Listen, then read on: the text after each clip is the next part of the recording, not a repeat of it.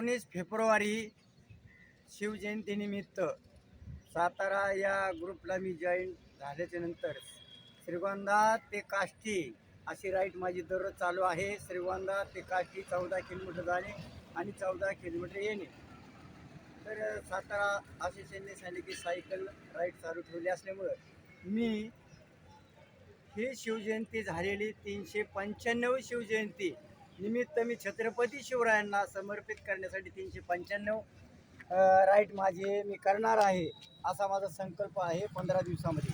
त्याचप्रमाणे भारतीय घटनेचे परमपूज्य भारतरत्न डॉक्टर बाबासाहेब आंबेडकर यांनी जे संविधान या देशाला दिलेलं आहे ते संविधानाचे 395 कलम आहे आणि ते 395 कलमानुसार संविधान म्हणून डॉक्टर बाबासाहेब आंबेडकरांचे 395 दिलेले संविधानातून 395 कलम आणि छत्रपती शिवरायांची जयंती 395 हा दोन्ही एकत्र संघ म्हणून मी श्रीगोंदा ते काष्टी या ठिकाणी दररोज माझी राईड श्रीगोंदा ते काष्टी 14 किलोमीटर आणि परत 14 किलोमीटर येणे।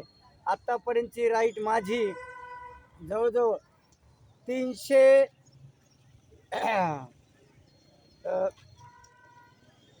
20 आणि 318 किलोमीटर माझी आत्तापर्यंत झालेली। मी 395 किलोमीटर सगळे मला हे पूर्ण करायचे आहेत। तरी आता मी या ठिकाणी माझा एवढाच संकल्प आहे की जे बहुजनाचे राजे रयतेचे राजे या रयतेचे राजेने या पृथ्वीतलावरती सर्व समान मानव जातीला न्याय द्यायचं काम केले आणि स्वराज्य निर्माण केलं। त्याचप्रमाणे भारतीय घटनेचे प्रकार परमपूज्य भारतरत्न डॉक्टर बाबासाहेब आंबेडकर यांनी सुद्धा तमाम मानव जातीला न्याय द्यायचं काम केलेलं आहे। पण सर्व मानव जातीने त्यांच्या महामानवांच्या विचारानेच जागर करा, तर त्यांच्या निशा नावाचा फोटोचा वापर करू नये। आणि राजकीय लोकांना सुद्धा माझं एवढं सांगणं आहे की जर छत्रपती शिवरायांचं नाव घ्यायचं असेल, डॉक्टर बाबासाहेब आंबेडकर घ्यायचं असेल, महात्मा फुलेंचं, शाहू महाराज या त्याग केलेल्या महामानवांचे विचार घेऊन जर राज्याचा कारभार जर केला तर सर्व मानवजात ही सर्व सुखी आणि समाधानी आणि या महामानवांना खरोखर अभिवादन केल्यासारखं होईल। पण आज या देशामध्ये शेतकरी अडचणीत आहे, तरुण वर्गही अडचणीत आहे, महिलांवर अन्याय अत्याचार होत आहे। आज महामानवांच्या विचाराचा नुसता जागर राज्य सरकार करत आहे, पण त्यांच्या विचारावर संविधानावर राज्याचा कारभार करत नाही। ही सर्वात मोठी शक्यता आहे।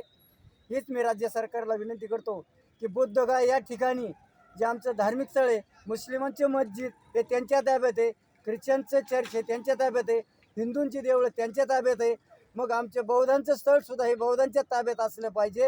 हे सर्वात महत्त्वाचं हे राज्य सरकारला मी सांगू इच्छितो, देशातल्या केंद्र सरकारलाही सांगू शकतो की तुम्ही फक्त महामानांचे जयंती त्यांच्या फोटोंचा वापर करू नका, तर त्यांच्या विचारावर राज्याचा देशाचा कारभार करावा हीच माझी विनंती। जय शिवराय, जय ज्योती, जय भीम, जय अण्णाभाऊ, जय संविधान, जय भारत।